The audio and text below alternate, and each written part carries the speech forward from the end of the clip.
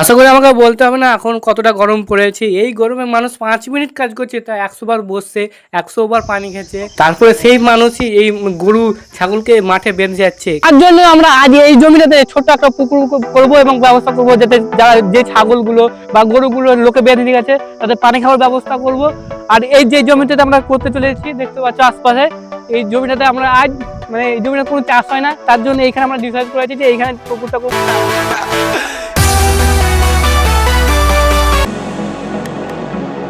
সবাই ফাঁকি মারছে, সবাই কেউ নয় ফাঁকি মারছে।